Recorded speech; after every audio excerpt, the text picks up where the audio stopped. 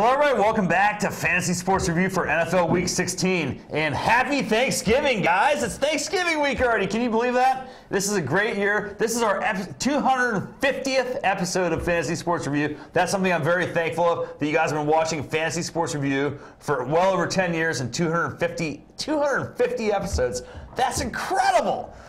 Anyway, so we're really excited to be back here with you. We'll introduce our guest here in a second here. It's great to be back with you. Happy Thanksgiving. I hope you guys have an awesome holidays. This is always one of the most exciting times of the year for NFL football. Thanksgiving weekend, there's always tons of football to watch there, and then you have all day Sunday to watch more games. And fantasy playoffs are like, you're right on the cusp of making or breaking the fantasy playoffs. This is such an exciting time, so let's go and bring in Robbie Castro. Robbie Castro, good to have you back in the studio. We are reunited after a couple weeks off, and it's great to see you again, man. Happy Thanksgiving. How you doing? Good to see you too. And like you said, I mean, this is the best time of the year for football. 3 big games on for Thanksgiving, and playoffs right around the corner. I hope your fantasy team made it. I'm 6 for 6 this year, man. It's pretty good, and 250 episodes. Can you believe that? That's awesome. Congrats. Unbelievable, man. And you've been here for a good chunk of those shows, man. So it's great. You know, I'm very thankful for all that hard work and that preparation. At least some of the preparation that you do. I'm just kidding, man. Yeah. You know, I help out when need be. He does. He does chip in a couple of Aaron Rodgers statistics whenever we need it, which is always very good because you study that player in depth so much. Steve Breston and Titus Young, some of your favorite players. Let's get this going, man. Oh, man. You know, how are your teams in, man? Are you going to make the playoffs in your leagues? Well, my big money league, I'll make the playoffs. My other 2 leagues, I'm out of it. And then my in between work league, I'm on the cusp of making it. I need some guys. I need some help tomorrow on Thanksgiving from a few key guys. But again, you look at these matchups this weekend, and you got to salivate because you have to if you have Buccaneer players, if you have 49er players, if you there's a lot of great very great matchups that, like we said in the beginning, if you drafted accordingly, these next 5, 6 or I should just say the next 3 to 4 games are very vital, and it's coming down to the wire. And if you've got some of these, some of the guys that are playing these very, good, very serviceable matchups coming up, you're in great shape. It is tough to forecast what the best schedules are going to be. Honestly, at the start of this year, I thought all the NFC West teams were going to have terrible defenses, and it turns out that those are some of the better defenses in the league. So you have to, and Pittsburgh, of one of the defenses you expected to be the best, is really one of the worst fantasy defenses. It's one of those weird things that is hard to predict. It's always a weird year in the NFL, and this year is no exception. I mean, really. So let's go ahead and get into team defense matchups, Robbie. This is one of the things I like to do this time of year because your teams are kind of locked in. Hopefully you have the rosters. You've been managing your teams well. And you have the guys that you want to have. I mean, there's not really a whole lot left on the waiver wire. Yeah, maybe you can go out and get a guy like Marcel Reese or Denario Alexander, or maybe even a Dallas Clark or something like that. But you don't really have to rely on picking up guys like that because hopefully you drafted and picked up better guys like that during the course of the regular season. So really what you need to do at this point is just think about focusing and zeroing in, looking at those playoff weeks and what you're going to do and what you can accomplish in those weeks. And that's what I'm talking about right now is the fantasy playoff weeks, 15 and 16 primarily, and we'll even get into a little bit of 14 stuff. But one of the best things you can do with your roster right now is get rid of trashy players, get rid of your extra kickers, maybe get rid of some of those defenses that have bad matchups, which we'll get to in here in a second, and try to get the guys and the defenses especially that can help you have big weeks. The last 2 weeks, Robbie, a couple of defenses 2 weeks ago, Dallas against the Philadelphia Eagles, and then last week the Atlanta Falcons, were a couple of great defenses that you wanted to have, and they produced double-digit points. It's easy to play defensive matchups at this point. It is, and yeah, you're absolutely right. And those are the most vital, especially down the stretch when you're playing in games where there's 4 or 5 point, the margin of error is so greater now. It's huge in the playoffs that the defenses really are playing a very vital part. So a team like you said, the Pittsburgh Steelers, you would draft it in the 15th, 16th round, isn't as good as the Arizona Cardinals you could have easily picked up on the waiver wire, or the St. Louis Rams defense and special teams that you could have picked up. So now we're kind of seeing the chips kind of fall into place here, and what we preached all season long is finally coming together. Yeah, and we don't really like we don't like defenses in a lot of these fantasy leagues, but they are what they are, and you got to have them. So you might as well take chances on teams that can help you here. Like I remember picking up Seattle defense at the end of last year. Like they were kind of an average middle of the pack defense, but they had great matchups, and because of those matchups, they scored like 3 touchdowns in the last 2 weeks and could carry you like very close to a fantasy football title last year by picking up a team like the Seattle defenses that were available on a lot of the waiver wires. So now I want to get into it right now. Who are those defenses that you can capitalize on? They're out there on your waiver wire that you can take advantage of.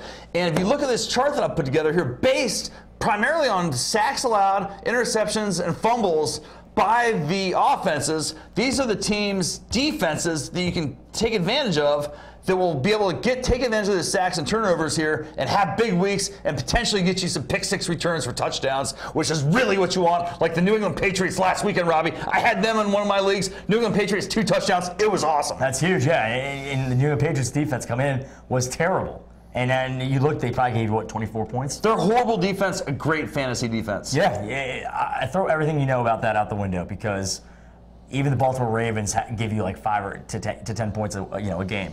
And the New England Patriots have been doing it all season long, making big plays when they have to. And one of those things about the teams that have great offenses, their defenses, even if they're not the greatest, like the Patriots, they do get well ahead in games, and they have opportunities for pick sixes, which is really what you want on your team defenses. So let's go and look at the teams that have the best matchups for weeks 15 and 16 in the NFL. And right at the top of the list here are Washington Redskins, man. These guys proved it last week against the Philadelphia Eagles. That rookie Nick Foles came in there, and they made him look like a fool. I think the Washington defense had 18 points, and they got them again coming in week 16. And they also have Cleveland, a team that's very prone to giving up turnovers and potentially a couple of sacks as well. And they have a big game against the Cowboys on Thanksgiving, so we'll see if that defense kind of translates into success these next couple weeks. And again, one of the things you have to remember is like, okay, so if your team has clinched a playoff berth right now, you don't really need to worry about winning your last game or two going into the playoffs. I mean, you kind of got, unless you're playing for seeds or there's something you're really worried about right there, all you care about is weeks 15 and 16. Those are the weeks that you need to excel, and that's really what you need to focus on right now. Don't care if you lose your last 2 games going to the playoffs. The seeds won't really kill you. What you need to do is win your playoff games, and that's what we're here to do. One of the defenses that I'm really high on, Robbie, right now is Carolina. They have a great matchup this week against the Jets. No, I can't remember who they play this week, but whoever they're playing in Week 12, that's a great matchup for Carolina. But in Weeks 15 and 16, they have San Diego and Oakland. Those are great matchups for them. Those are 2 teams that give up a lot of yards, sacks, and you can get some turnovers from for sure. Definitely. And then some of the other ones, like the Jets. The Jets is a team I picked up on a lot of on waivers in a couple leagues last week, including my big money league. I think the Jets have a potential with those with that Tennessee and that San Diego matchup there in the last couple weeks to put up some good fantasy points. Obviously, you won't be able to pick up a team like Chicago, but there's some other teams like Oakland. I mean, they've been probably the worst fantasy defense in the entire NFL this year. But if you can get them for free or you can get them for cheap, pick them up, stick them on your roster. And when they play Kansas City and Carolina, Robbie, why not use them? Yeah, no, I like that attitude too. And you know what? That can definitely help down the stretch, especially in those key games we talked about coming up for your team. And some of the other teams that we talked about, Robbie, that have like reputably good defenses. Look at Seattle at the bottom list. They're playing teams like themselves apparently in Week 16. I'm not sure how this happened, and I got to check my matchups here because something does look weird there. But they have tough matchups at the end of the season, and another team like Baltimore or even Denver that's been pretty good so far this year. You got to be careful because those teams that have been reliable at this point. There may be other teams out there that you can take advantage of that will get you more turnover points and can be more advantageous coming down the stretch. Let's look at the passing matchups for weeks 15 and 16, Robbie. I mean, obviously you've been able to rely on your guys that have gotten you this far so far. But if the difference is being able to pick up another quarterback, that's if you have one of those middle-tier guys, maybe a guy like a Fitzpatrick that's been pretty good so far this year. Let's look at how his matchup's going to be, and if he's going to be a guy that you can rely on in the fantasy playoffs. Well, Buffalo, yeah, they're playing St. Louis. They have 2 pretty good cornerbacks over there. They have a good secondary. Definitely a team, worth challenging for a crown maybe next season or in 2 years from now. And then you look at the Seattle, Seahawks. They're tough. They have one of the better secondaries. They really limited the Patriots to 21 points, and that's one of their lowest outputs of the season. So Buffalo's going to be a little bit tougher. But then you look at teams like Tampa Bay or, the New York Jets or the Cleveland Browns. I mean, Weeden, man, we keep talking about it. He looked really good against Dallas in the first 3 quarters. And he's got some young wide receivers that could definitely break through in the next few weeks, with them playing Kansas City and with them playing against the Redskins. So with Merriweather being hurt, which is huge. So a guy like Weeden, maybe. What do you think about it in Jacksonville with a guy like Henne? Chad Henne's been great. Isn't this the perfect waiver wire acquisition? Oh man, he's been. You gotta love what he did last game. In 2 games against before Houston. that, Gabbert got injured. He led him to a touchdown drive. So maybe this guy should be your quarterback and not Blaine Gabbert. Well, Gabbert's on the IR now too. That's news. Oh, right. I know that, but I'm just saying in the future because this guy can obviously play, and he had a bad offensive line in Miami. He's got a decent, okay offensive line in Jacksonville. But look what he did against the Houston Texans, which was just unbelievable. We'll get to that in a little bit. So what about Colin Kaepernick against the Bears, dude? That was pretty unbelievable. Yeah, and that just goes to show you in San Francisco, a good offensive line, you get 3 to 5 seconds to throw the football. That's what happens to you. They didn't put any pressure on Kaepernick. He had a lot of time to throw. He was poised. I mean, you look at the first 2 quarters where most of those plays were scripted, and I think he was 75% on his passes. And then coming out in the 3rd and 4th quarter, a little bit tougher. The Chicago Bears defense still didn't limit him to much yards, but they didn't need to. They were up by so much. So a guy like Colin Kaepernick, who if he decides to start in San Francisco, could be a very good viable option down the stretch. Yeah, and it is scary to rely upon guys that you're just picking up off the waiver wire here in the fantasy playoffs. But a guy like Henne's a perfect example. I mean, he can put up massive points in a team that's going to be playing from behind a lot. I mean, you really hopefully you don't have to roll the dice with that guy. But if you have a Roethlisberger, you got to pick up a guy like Henne. I don't think it's the end of the world. Yeah, I think you're right too. Henne's a guy that can easily step right in and give you points right off the bat, especially with his matchups, especially them being down by 10 or 14 in the 4th quarter where they're passing the ball with no Maurice Jones-Drew. They have no run game, so that's a great guy to pick up. So yeah, again, you look at some waiver wire pickups for this week, and there are guys out there. So it's all about just what you need, just plug in those gaps and go from there. Yeah, I mean there is. You have to keep managing. Even though you've got your team has gotten you to the fantasy playoffs, you can't stop there. You have to continue to manage this thing through all the way through to the championship title. You can't let your guards down at all. Even if you think you have the perfect team, keep playing matchups with your defenses or picking up guys that are out there that are better. Denario Alexander is a perfect example of a guy from San Diego that's really coming on strong right now, and he's gonna be a guy that has the potential to put on some pretty good. Put up some pretty good production here for the rest of the year. No, yeah, you're absolutely right. That's a great acquisition because San Diego's gonna be throwing the ball a lot. And then the Denver running back situation. We'll get the running back in a situation. Here are the guys you want to have. I mean, based on these matchups here, Robbie, who are some of the guys out there? I mean, obviously there's guys like Drew Brees that you're going to want to have, but you can't get them right now. But who are some other guys you really have to win these fantasy titles right now? Josh Freeman's going to throw the ball a little bit because he's got some of the wear and tear off his shoulders with Doug Martin being their running back. I think Matt Schaub is sort of the Matt Stafford of last year. Yeah, he could be. I mean, he's been flying on the radar. You look at a lot of leagues, he's not being picked up in most of them. And then is there a reason why? Only because Andrew Johnson's not having a big year. Well, Arian Foster gets a lot of the offense there. No, that's a good chunk of it. He does, but then you also have to, you kind of have to tailor your team accordingly. You can't really have guys like Matt Schaub just fall through the wayside because they play on good teams that run the ball a lot. This guy, I mean, he's one of the better quarterbacks in the NFL, and he showed why last week. I know he played against the poorest Jacksonville secondary, but still, when you put up 527 yards, the 3rd highest yard output in NFL history, right, you're a pretty damn good quarterback. Absolutely, and we've always kind of liked that guy on the show, especially this year. The Houston Texans is sort of one of those top teams that's going to really be emerging here in the AFC. I think Andrew Luck, the rookie, I mean, he's been putting up great fantasy production the entire year. Yeah. Very consistent in doing what he's doing, and their schedule, no doubt, is going to be very conducive to putting up a high output for your fantasy production because they had the worst schedule in the NFL last year. Chances are they're going to have much better matchups this year, and the rest of their season looks great. A really good, deep sleeper guy if you guys need him out there. Again, if you have a guy like Roethlisberger or somebody else that has that you've been relying upon up to this point that's been bad. Brandon Weeden, man, I've been talking about this guy. Hopefully you picked him up off the waiver wires or maybe even made a trade for him. I traded for Weeden and Water. Not a really flashy player, but a guy that has really good matchups, playing from behind, that kind of quarterback. Not great receivers or anything, not even a great tight end, but a guy that can put up good 15 to 20, 22 points fantasy production every week. Sure, yeah, I think you're right too. And then you look at other guys on that list like Vincent Jackson, Santana Moss, Marcus Colston, Jimmy Graham. Especially Jimmy Graham has not had a great season up until the past few games. A lot of disappointment there.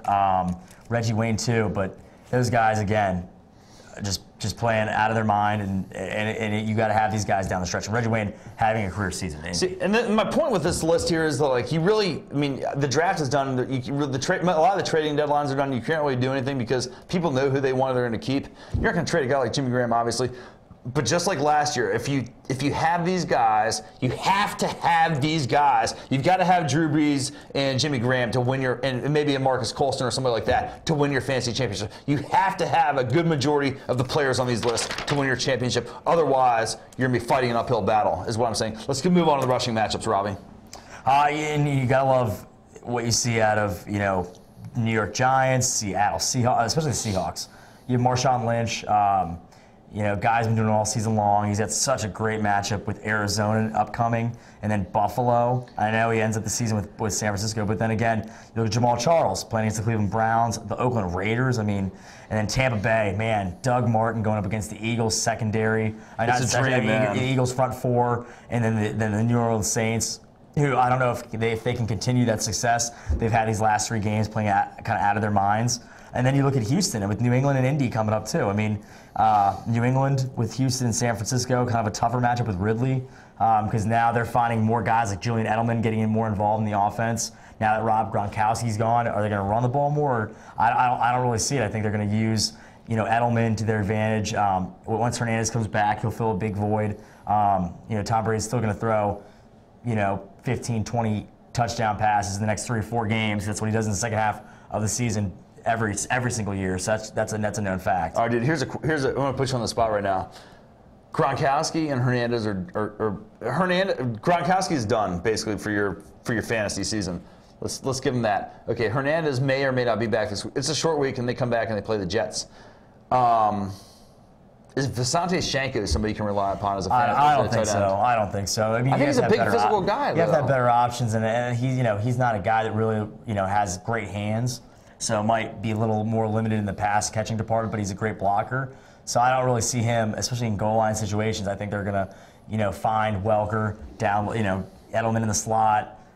Danny Woodhead's gonna get the majority of the carries down there. Danny Woodhead would be a great guy to even start. Okay, well, so we're talking about Gronk here. So you had Gronk, and you don't want to pick up Shanko. Who are you gonna pick up? Dallas Clark or Mercedes Lewis? Dallas Clark. Martellus Bennett. Martellus Bennett, if he's still available. You'd hate to take all those guys over Shanko, though. I think you have to, only because I know he plays in a great offense, but again, you got to look at the player himself, and that's not a guy that I want as my starting tight end for the next 2-3 weeks fighting for a playoff life. Yeah, it's kind of hard to really want to rely upon that guy at all. So yeah, then there's some other guys down there at the bottom list that may be coming back that you want to avoid. Buffalo's got some tough matchups here, and you got a terrible situation there with Spiller and Fred Jackson, like running back by committee here. Do you really want to deal with that headache coming down the stretch here with teams like St. Louis, Seattle, and Miami to play against? I wouldn't. With St. Louis and Miami, they're 2 pretty good defenses. I don't think so at all. Okay, so these are the guys I think you just got to have. Coming down the stretch, we've been talking about Tampa Bay guys all season long here. Josh Freeman, Vincent Jackson, even Dallas Clark has started emerging now. But you got to have Doug Martin. this guy, he's an interesting player, Robbie. This is a guy that probably has about 200 fantasy points so far this year through 11 games. But he did most of that in 2 games. Yeah, right. But he still has yards per scrimmage. He's number 1 in the NFL. So you can't really you cannot say that, all right, he's only had 2 good games. When you have over 1,400 yards rushing, receiving as a running back, it's pretty damn good. I like him, man. This is a guy that I've been trying to trade for the past month. Once he came out and had that 60-point game with 4 touchdowns, it's impossible to get him. The only guy you could really trade to get him would be like Arian Foster or Ray Rice or somebody like that, if they would even give him up at that point here. I think Marshawn Lynch I tell you, I have a weird feeling about this guy. I own him on a team, maybe 2. And I like this guy, but I have this weird feeling, Robbie. I was telling you this before the show, that Marshawn Lynch, I don't know why I feel this, because he's pretty durable for the most part, is going to get hurt, and then Robert Turbin is going to end up being the fantasy guy that everybody needed to have in the fantasy player. It's just crazy. I want to just go out there and throw it out there and say, let's have this feeling about it. I don't know why. Yeah, if you feel like that, man, go with your gut and pick up Turbin. But I think Ronnie Hillman for the Broncos has kind of come on strong. He played real well in that Saints game. He had over 88 yards rushing. And again, with Willis McGahee injured, this is a perfect time. Peyton Manning likes to check down. That's if you're in a PPR league, you're loving it. So Ronnie Hillman would be a guy that I would look to try to keep. I dropped him for my fantasy team in the first four weeks. Rightfully so. But then now you got to look at it from a standpoint of, all right, well, Willis McGahee's gone. I need to have this guy. And then also you look at Felix Jones, DeMarco Murray. That's a good combination to have. Yeah, right. Because once DeMarco becomes the starter again, he's going to get a lot of points. I think that foot injury is almost healed. I think he's ready to go. Okay, and I think Daniel Thomas, if you can get him somehow in a cheap trade, could be worth a flyer picking up there. One interesting discussion I've been having here is with regards to the AFC West. In the first round, you always see Darren McFadden, you always see Ryan Matthews, and probably potentially Jamal Charles drafted. But the irony of the whole thing is, until he got hurt, Willis McGahee is the best out of that whole group. Yeah, man, it's you're right, and he's the ageless wonder. I mean, he does 5 or 6 rounds year. later. I mean, it's crazy. Just a weird irony of fantasy football, Yeah. Let's get on the matchups, dude. Here, let's start off with the Thanksgiving matchups here. Houston and Detroit. This looks like a fantasy football feast to start your Thanksgiving off right. Yeah, I think it's going to be a lot of scoring. I think that both offenses have had short weeks. Defenses are going to be definitely taken advantage of in this matchup. Detroit's going to have to score a lot of points to keep up with Houston, and as will Houston as well. I mean, I know their defense is good, but they always, out of the gate, start pretty slow, Houston does. I think Detroit capitalized on that, and they may not win the game, but I think they cover the 3.5 spread. Everybody thinks this is a trap game for the Texans. Coming off that big comeback win, as strong that they've been playing this year, they really don't need this win probably. But Detroit's used to playing on Thanksgiving. They're used to the short weeks. Dallas is too. That's a huge advantage for those teams because you've seen teams that are good come out and struggle in the Thursday night games. There's no doubt about it. I think what's going to happen in this game, Robbie, and I hope that this is the case because they own Foster in a bunch of leagues. I think that because they were so heavily reliant upon the passing game in that last game against Jacksonville, that they're really just going to hand the ball to Foster, say, get us through this game, beat Detroit's ass, and let's get out of here and have some turkey. Okay, yeah, I like Detroit in the game, but I think, yeah, I could definitely see that happening, getting Arian Foster involved early because he wasn't a factor much last game because they were down by 14 in the blink of an eye. All right, so here we go. We're talking about Washington. Washington beats the Eagles. They kill them. They blow them out of the stadium. Now they got Dallas here on Thanksgiving, man. How great is this, and what's going to happen in this game? I think Washington wins this game outright. I think that, RG3 is kind of used to that pressure already. And, this is his 11th game. I think he's ready to go. I think he's battle tested. And I mean, this is a huge game. He's going back to Texas, where he played college football at Baylor. Home sweet home. I think that this is going to be a very challenging game for Dallas. It's not going to be an easy one. They've kind of skidded by the last 2 weeks by the skin of their teeth. Everything they've done, they've skidded by, man. You know what? So this is not going to be a cakewalk. I like Washington in this game. Okay, your boys, the New England Patriots, against their videotaping, nemesis, the Jets. The Jets have no chance in this game. No chance, I think. And you look at it like this: the Patriots need this win just as much as the Jets do.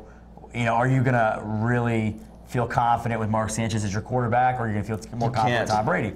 Tom Brady gets it done on the road like he always does in New York.